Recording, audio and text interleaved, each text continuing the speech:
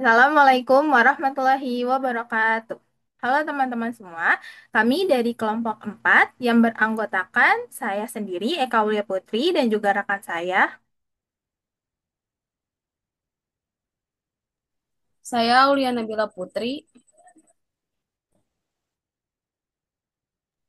Dan saya Muhammad Yusuf Fatami.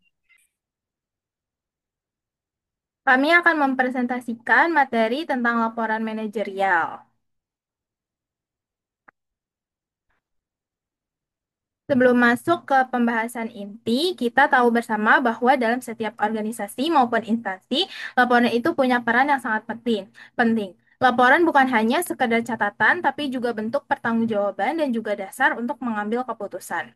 Karena itu, hari ini kita akan membahas lebih spesifik apa itu laporan manajerial.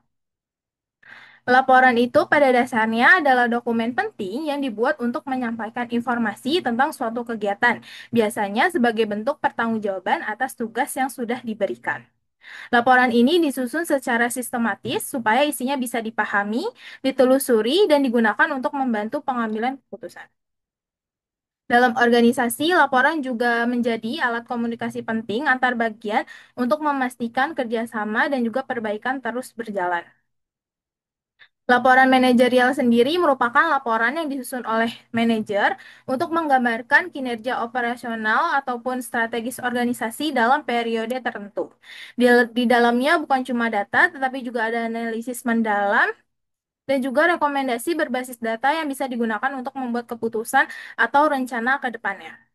Selain sebagai dokumentasi, laporan manajerial juga menjaga transparansi, membantu semua pihak memahami perkembangan organisasi, dan jadi pegangan buat mengatur strategi jangka pendek maupun jangka panjang.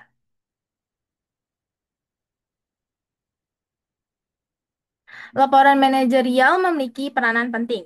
Menurut Derbyshire dalam Neti Karnati 2019, bagi organisasi secara keseluruhan, laporan manajerial membantu memberikan gambaran jelas tentang apa yang sudah dicapai. Kelebihan yang ada bisa dipertahankan dan dikembangkan, sementara masalah atau kekurangan dapat segera ditemukan dan diperbaiki. Contohnya, kalau laporan menunjukkan bahwa jumlah siswa berprestasi meningkat tahun ini, maka sekolah bisa menjadikan program bimbingan belajarnya sebagai program unggulan untuk terus dikembangkan. Bagi pelaksana atau tim operasional, laporan manajerial menjadi alat untuk mengevaluasi tugas sehari-hari. Kalau ditemukan ada proses kerja yang lambat atau kurang efektif, laporan ini jadi dasar mencari solusi. Contohnya, laporan bisa menunjukkan bahwa proses input data terlalu lama sehingga tim bisa mengusulkan penggunaan sistem yang otomatis.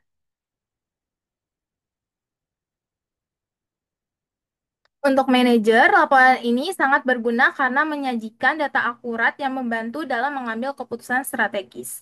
Misal, saat laporan menunjukkan penurunan jumlah pendaftar siswa baru, manajer sekolah bisa langsung menyusun strategi promosi ataupun memperbaiki fasilitas untuk meningkatkan minat calon siswa. Sementara itu, untuk para petugas atau staf, laporan manajerial adalah sarana untuk menyampaikan ide-ide perbaikan kepada atasan. Dari pengalaman sehari-hari, mereka bisa mengusulkan inovasi seperti mengajukan penggunaan aplikasi yang baru, yang lebih efisien daripada sistem manual yang selama ini digunakan. Ini membuat budaya kerja di organisasi menjadi lebih kolaboratif dan juga inovatif.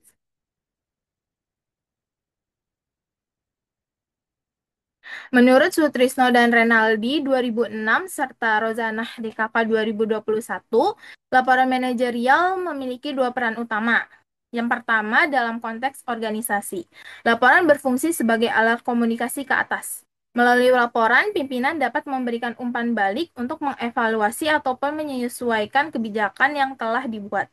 Laporan juga mendukung pelaksanaan fungsi manajerial seperti perencanaan, pengorganisasian, pengambilan keputusan, pengawasan, maupun pengendalian.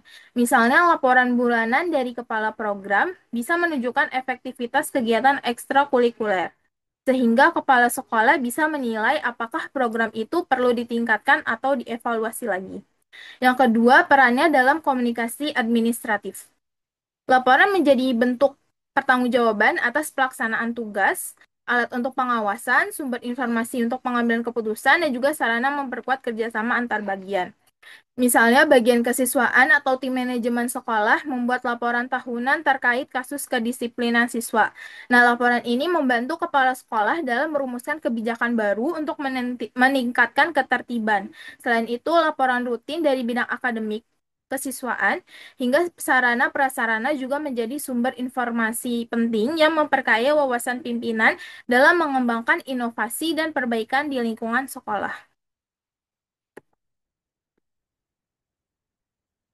Tujuan laporan manajerial menurut Rusdiana Zanzakiyah 2022 ada tiga hal utama yang menjadi fokus utama dalam laporan manajerial, yaitu transparansi, akuntabilitas, dan juga perencanaan strategis. Yang pertama, transparansi. Laporan manajerial membantu memastikan bahwa semua pihak memiliki akses ke informasi penting yang memungkinkan mereka untuk memahami kondisi dan perkembangan yang terjadi. Misalnya laporan perkembangan kurikulum ataupun keuangan yang memungkinkan semua orang tahu keadaan terkini. Di lembaga pendidikan ini penting supaya semua keputusan ataupun perubahan bisa dipahami bersama. Yang kedua itu ada akuntabilitas. Laporan juga membantu manajer seperti kepala sekolah maupun pimpinan lembaga serta staf bertanggung jawab atas keputusan yang mereka buat. Misalnya jika ada perubahan anggaran atau kebijakan, laporan akan menunjukkan dasar dari keputusan tersebut.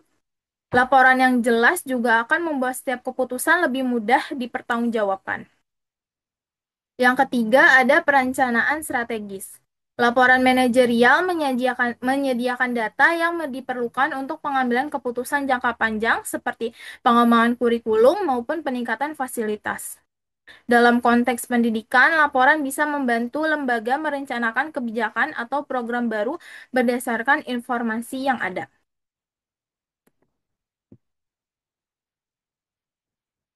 Menurut Tarusi DKK 2022, laporan manajerial dibuat untuk memastikan bahwa informasi penting dalam organisasi tersampaikan dengan baik. Penyampaian ini bisa dilakukan secara rutin atau berdasarkan permintaan khusus dari pimpinan. Ada tiga tujuan utama laporan manajerial, yaitu yang pertama penyampaian informasi. Laporan memastikan informasi yang relevan tersedia tepat waktu, supaya semua bagian di organisasi tahu apa yang sedang terjadi dan apa yang harus dilakukan. Yang kedua, kelancaran operasional. Dengan adanya laporan, koordinasi antar bagian jadi lebih mudah. Misalnya bagian akademik, keuangan, dan administrasi di lembaga pendidikan bisa bekerja sama lebih lancar karena semua informasi sudah jelas. Yang ketiga itu ada pengambilan keputusan. Laporan juga mendukung pimpinan dalam membuat strategi atau keputusan penting karena data dan informasi yang diperlukan sudah tersedia dan juga terstruktur. Jadi, laporan manajerial itu bukan sekadar formalitas, tapi memang dibutuhkan untuk mendukung jalannya organisasi sehari-hari, terutama di lembaga pendidikan yang punya banyak bagian yang harus saling terhubung. Menurut Neti Karnati 2019, laporan manajerial punya hubungan kuat dengan manajemen berbasis tujuan atau MBO, yaitu pendekatan untuk memastikan tujuan organisasi tercapai melalui cara yang terarah maupun terstruktur. Intinya, laporan manajerial itu membantu organisasi termasuk lembaga pendidikan mengukur sejauh mana tujuan itu tercapai. Ada tiga peran utama laporan manajerial dalam konteks ini. Yang pertama, mendukung manajemen berbasis tujuan. Laporan manajerial memastikan semua kegiatan yang dilakukan tetap sejalan dan dengan tujuan yang sudah ditetapkan. Misalnya, laporan perkembangan program pendidikan membantu memastikan program tersebut memang mendukung visi misi sekolah. Yang kedua, ada alat evaluasi kinerja. Laporan digunakan untuk mengukur hasil kerja, melihat apakah target sudah tercapai atau belum. Contohnya, laporan hasil kerja staf administrasi bisa menunjukkan apakah target pelayakan administrasi kepada siswa sudah terpenuhi. Yang ketiga, pendukung inovasi dan juga pengembangan. Laporan juga menyediakan data penting untuk memperbaiki strategi atau membuat inovasi baru. Misalnya dari laporan evaluasi kegiatan ekstrakurikuler, sekolah bisa menemukan ide baru untuk meningkatkan partisipasi siswa. Walaupun MBO ini membawa banyak manfaat, tetap ada tantangan dalam praktiknya, seperti sulitnya menyamakan tujuan individu dengan tujuan lembaga atau perubahan kondisi yang mendadak. Karena itu, laporan manajerial harus disusun fleksibel supaya tetap efektif dan relevan.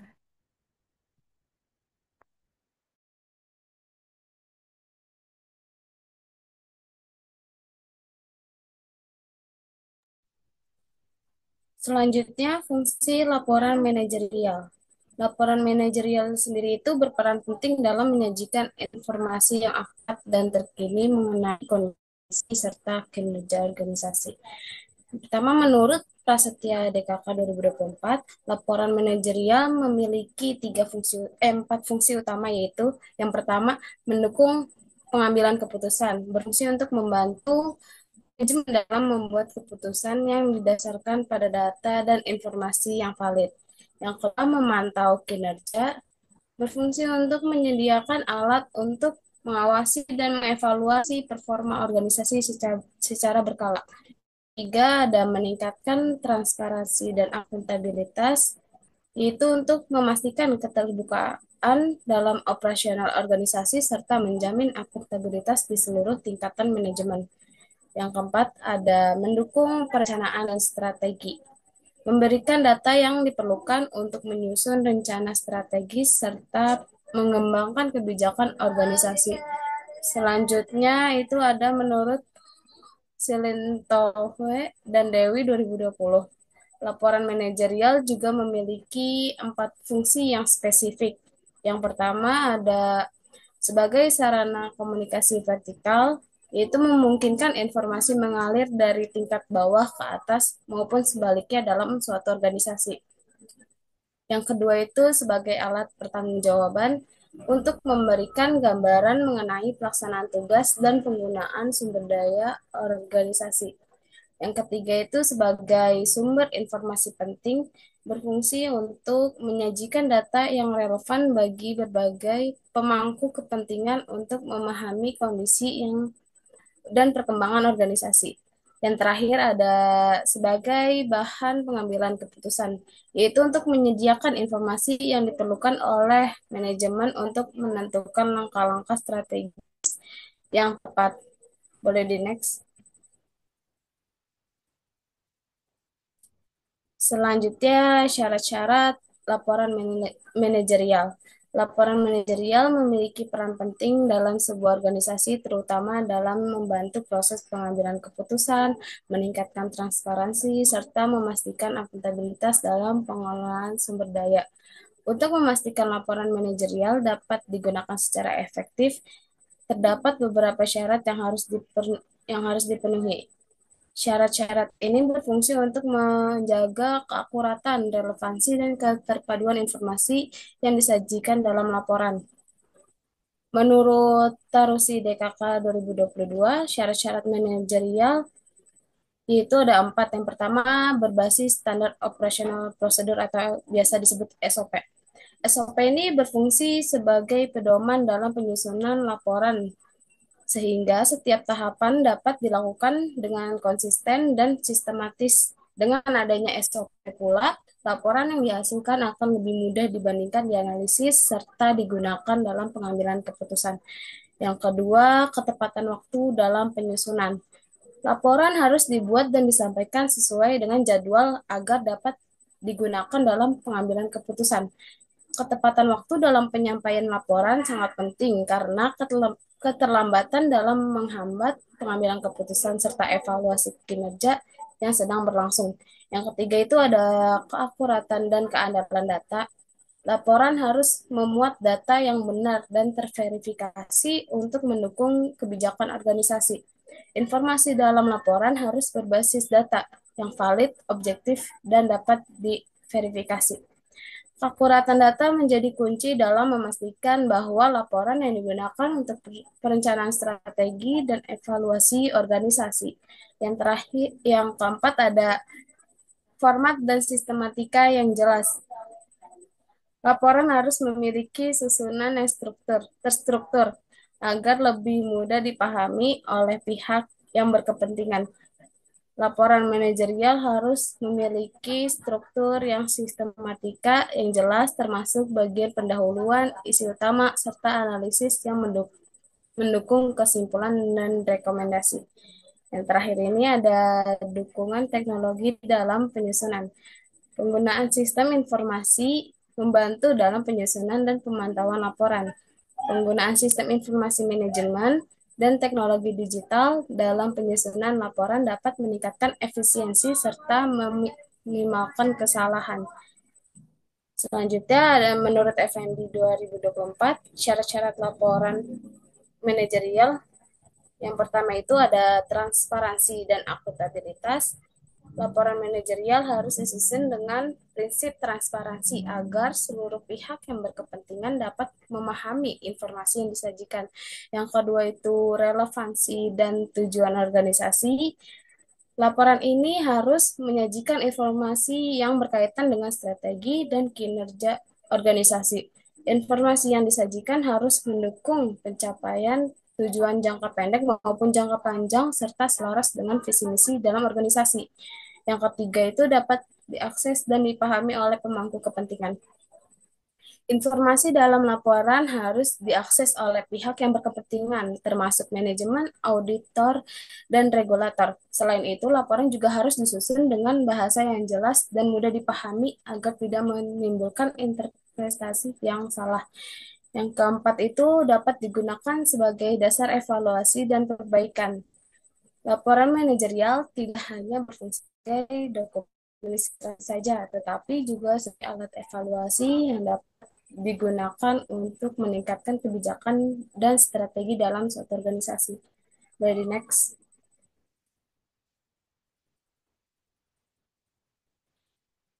Jenis laporan manajerial. Yang pertama, berdasarkan waktu penyampaian.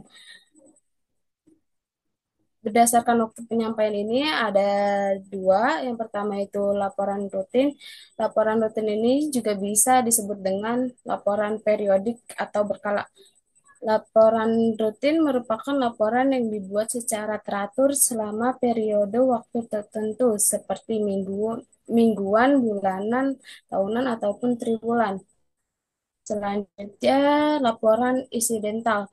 Laporan yang dibuat dan disampaikan dalam waktu yang tidak terjadwal. Laporan ini dibuat ketika dianggap sangat penting untuk disampaikan dan ketika ada kejadian yang mendesak.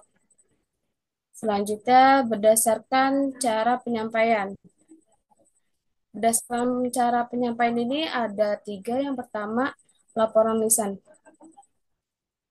Laporan lisan ini diungkapkan secara lisan kepada pimpinan, baik secara langsung maupun melalui telepon.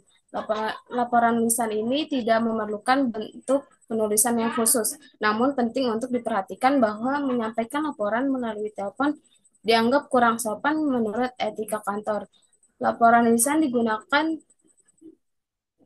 dikirim ketika laporan hanya informatif dan singkat, tidak memerlukan perincian yang mendalam, dan tidak memiliki konsekuensi ataupun dampak yang signifikan. Selanjutnya, laporan tertulis. Laporan ini disampaikan dalam bentuk tulisan, biasanya diketik di komputer yang memungkinkan penggunaan data dalam bentuk diagram ataupun gambar yang mendukung isi laporan. Selanjutnya yaitu ada laporan visual. Laporan visual ini merupakan laporan yang disajikan dalam bentuk gambar seperti lukisan, foto, film, ataupun slide. Laporan ini dapat ditemukan dalam berita, televisi, atau film dokumentasi yang dibuat untuk melaporkan peristiwa tertentu yang membutuhkan biaya yang lebih tinggi. Boleh di next.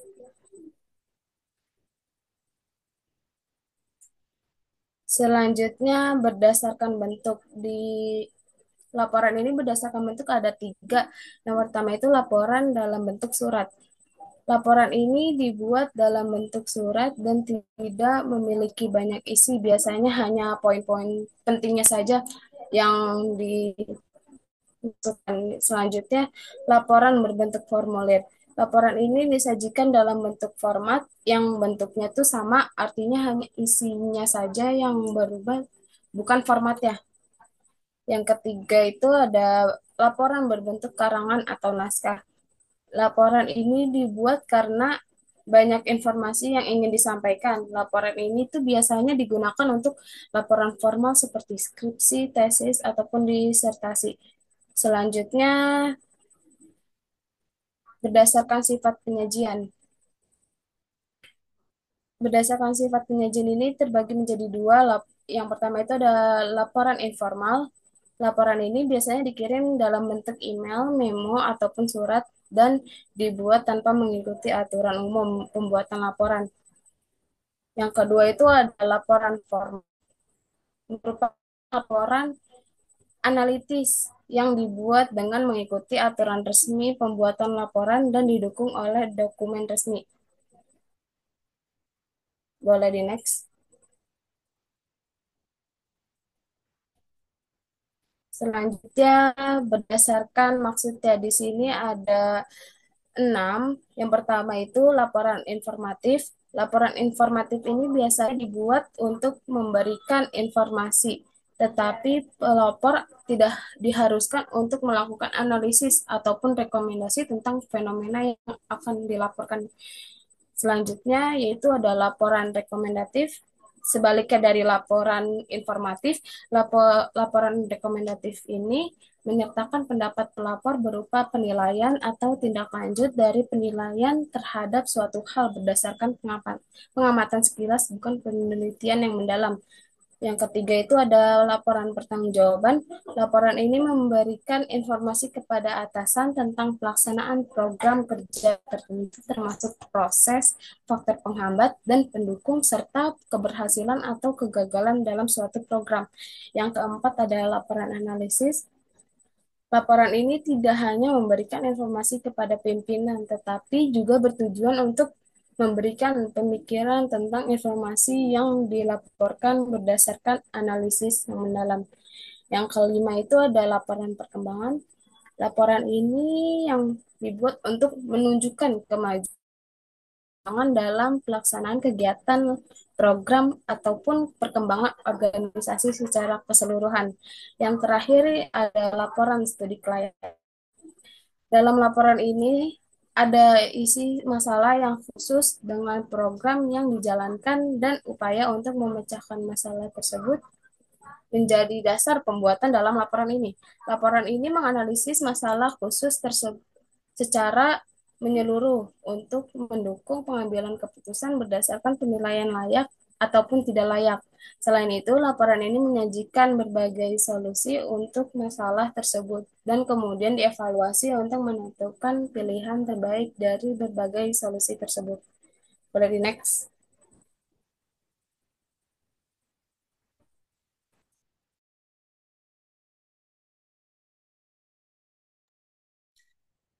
Nah, teman-teman, kita masuk ke bagian selanjutnya yaitu sistematika laporan manajerial.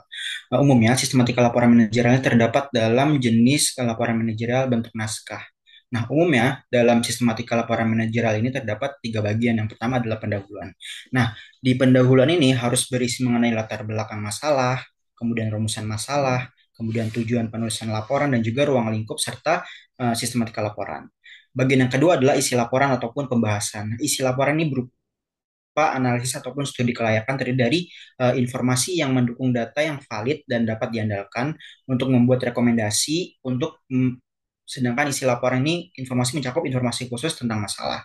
Dan bagian yang ketiga adalah penutup. Jadi penutup laporan adalah bagian terakhir dari laporan yang tidak mengandung analisis dan di bagian ini adalah berisi kesimpulan ataupun menggambarkan keberhasilan atau kegagalan entah entah baik atau buruknya dari hasil kegiatan yang telah dilakukan oleh sebuah organisasi.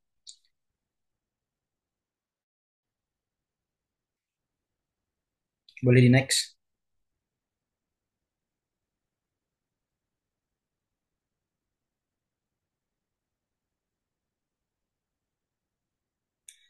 Nah, dalam laporan manajerial sendiri itu terdiri dari beberapa tahapan. Tahapan yang pertama adalah tahapan persiapan. Di tahapan persiapan ini kita menentukan kerangka permasalahan, tujuan laporan, dan juga sumber data. Nah, di tahapan persiapan ini harus menjawab pertanyaan penting tentang apa yang akan dilaporkan, mengapa laporan ini dibuat, serta kapan laporan yang disampaikan, dan data apa yang diperlukan. Tahapan kedua adalah pengumpulan dan juga penyajian data. Nah, di tahapan itu kita mengumpulkan data dari sumber primer berupa wawancara, observasi, kuesioner, dan juga sumber sekunder gitu. Jadi berupa dokumen organisasi, laporan keuangan, hasil rapat, dan lain sebagainya. Nah, kemudian kita mengelompokkan data menjadi data utama dan juga data pendukung. Next.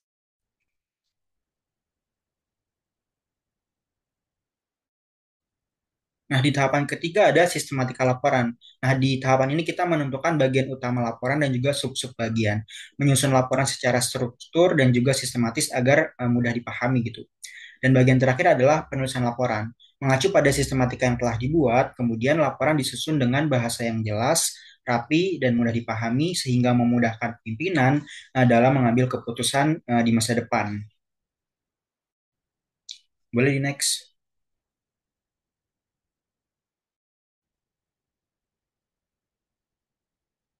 Nah, dalam penyusunan laporan manajerial sendiri, laporan manajerial ini punya unsur-unsur sebagai berikut. Yang pertama itu ada halaman judul. Nah, di halaman judul itu memuat judul laporan, nama pembuat laporan, organisasi, dan juga tahun pembuatan. Nah, judul itu harus menarik agar pembaca itu tertarik membaca isi laporan. Di unsur yang kedua ada daftar isi, di mana memuat daftar bab dan juga subbab dalam laporan, sehingga memudahkan pembaca itu dalam mencari bagian tertentu gitu. Yang unsur ketiga ada pengantar. Jadi mengantarkan pembaca memahami isi laporan, bisa berisi ucapan terima kasih kepada pihak yang berkontribusi. Yang keempat ada abstraksi. Jadi ringkasan keseluruhan laporan termasuk kesimpulan dan juga rekomendasi. Sehingga memudahkan pembaca itu untuk memahami inti laporan dengan cepat. Bagian kelima ada pendahuluan yang dimana memuat latar belakang, rumusan masalah, tujuan laporan, metode pengumpulan datanya, dan juga sistematika laporannya. Bagian yang keenam adalah bagian yang penting yaitu isi laporan di mana memuat data dan juga fakta secara sistematis dari bab ke bab yang dilengkapi dengan analisis dan juga argumen untuk memperkuat pembahasan. Bagian ketujuh ada kesimpulan di mana ini adalah catatan akhir dari hasil pembahasan gitu. Kita merangkum jawaban atas permasalahan yang sedang dibahas di dalam laporan. Bagian kedelapan adalah rekomendasi dan juga saran. Jadi berisi saran operasional untuk peningkatan atau perbaikan pelaksanaan entah tugas atau program atau kegiatan yang disesuaikan dengan kondisi organisasi. Yang kesembilan ada daftar pustaka di mana memuat sumber referensi, baik buku teori maupun sumber praktis.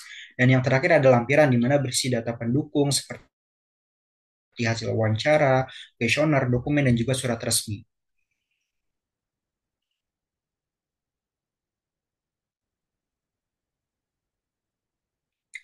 Selanjutnya ada langkah-langkah penulisan laporan menurut Derbyshire. Yang pertama adalah menafsirkan kerangka acuan merupakan langkah awal yang penting. Jadi kita harus tahu gitu kerangka dalam membuat laporan manajerial. Jadi sebelum kita membuat kita harus tahu kerangkanya terlebih dahulu. Lanjutnya kita akan memahami kegiatan yang akan diselenggarakan. Jadi karena laporan manajerialnya adalah laporan yang berisi tentang kegiatan yang akan diselenggarakan maupun kegiatan yang sudah diselenggarakan. Untuk kegiatan yang belum diselenggarakan itu namanya laporan perencanaan, sedangkan laporan yang sudah diselenggarakan itu namanya laporan pengendalian. Selanjutnya penting untuk menetapkan jadwal untuk setiap tugas, kemudian menghimpun bahan sesuai kajian jadwal, kemudian pemilihan dan penilaian material, kemudian penilaian dan pengaturan terhadap bahan, dan yang terakhir adalah merancang, menulis, dan menyempurnakan laporan.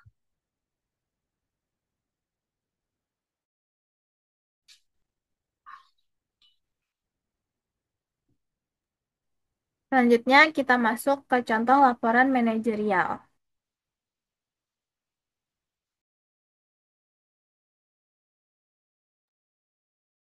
Contoh laporan manajerial yang kami ambil berasal dari Kepala Sekolah SD Negeri Sumbersari. Laporan ini adalah bentuk pertanggungjawaban tahunan yang disusun untuk Dinas Pendidikan dan juga stakeholder terkait. Isi laporan menjelaskan berbagai program sekolah yang sudah dijalankan, hambatan yang dihadapi, dan juga tindak lanjut yang dilakukan. Laporan ini juga memuat prestasi sekolah sebagai keberhasilan, contohnya dalam bidang kepramukaan dan juga akreditasi pramuka dengan predikat A. Penyusunan laporan ini bersifat naratif, jadi langsung berupa cerita tanpa daftar isi, dokumentasi, maupun tampilan data visual seperti tabel ataupun grafik. Selain itu, laporan ini belum menyertakan rincian keuangan secara mendetail. Dari sini kita bisa melihat bahwa laporan ini mencerminkan upaya manajerial kepala sekolah dalam mengelola sekolah selama 1 tahun ajaran, walaupun masih ada beberapa hal yang masih perlu ditingkatkan, seperti kelengkapan data pendukung maupun format penyajiannya. Laporan manajerial pada SDN Sersari menunjukkan bahwa laporan sudah menjalankan fungsi dasarnya sebagai alat pertanggungjawaban atas kinerja kepala sekolah selama 1 tahun ajaran. Namun, fungsi laporan sebagai bahan evaluasi strategis dan alat pengambilan keputusan jangka panjang masih belum terlihat dominan. Selanjutnya, laporan sudah memenuhi beberapa syarat dasar, seperti disusun secara formal, tepat waktu, dan mencantumkan data kegiatan secara jelas. Namun, ada beberapa syarat yang dipenuhi secara optimal. Salah satunya adalah pemanfaatan teknologi. Selanjutnya, dari segi sistematika, laporan SDN Sumbersari sudah sesuai dengan teori terdiri dari pendahuluan, isi, dan penutup. Meskipun sudah lengkap, laporan akan lebih kuat jika menambahkan bagian rekomendasi tersendiri di bagian penutup sebagai bagian dari tindak lanjut dan saran pengembangan ke depan. Selanjutnya, beberapa unsur penting seperti judul, kata pengantar, pendahuluan, isi, dan penutup sudah ada dalam laporan. Namun, unsur lain seperti abstrak atau ringkasan eksekutif, daftar isi, lampiran dokumen pendukung, dan rekomendasi khusus dari kepala sekolah tidak ditemukan. Selain itu, adanya bagian rekomendasi akan memberikan arah tindak lanjut yang jelas bagi sekolah untuk kedepannya. Selanjutnya dilihat dari isinya, laporan ini dapat dikategorikan sebagai laporan tahunan yang bersifat rutin sekaligus laporan pertanggungjawaban. Oleh karena itu, meskipun laporan sudah memadai untuk kepentingan administratif, laporan ini belum sepenuhnya menjadi dokumen strategis yang bisa menjadi dasar pengambilan kebijakan. Selayaknya laporan manajerial pada umumnya, laporan manajerial kepala sekolah SDN Sumbersari ini tidak luput dari yang namanya kelebihan dan juga kekurangan, teman-teman. Nah, untuk kelebihannya sendiri, di sini tertulis bahwasanya adanya visi kepemimpinan yang jelas, kemudian perencanaan yang baik, kemudian berisi peningkatan kinerja guru dan juga siswa, dan juga kepedulian terhadap lingkungan, serta laporan ini telah berkolaborasi yang kuat dengan masyarakat. Nah, untuk kelemahan, laporan ini belum menyatakan tantangan dalam pelaksanaan program, kemudian bagaimana keterbatasan fasilitas dan juga dananya, terus beban tugas yang tinggi pada kepala sekolah, adaptasi terhadap perubahan kurikulum, dan kurangnya evaluasi berbasis data.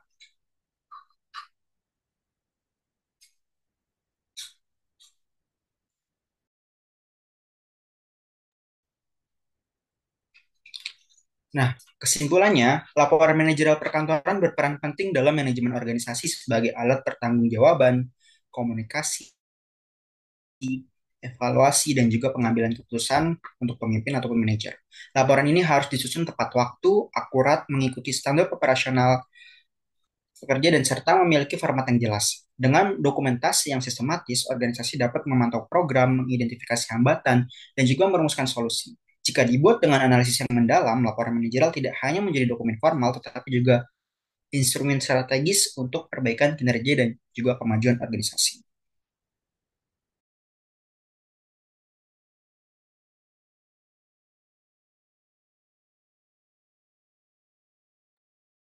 Sekian presentasi dari kelompok kami, kurang lebihnya mohon maaf. Wassalamualaikum warahmatullahi wabarakatuh.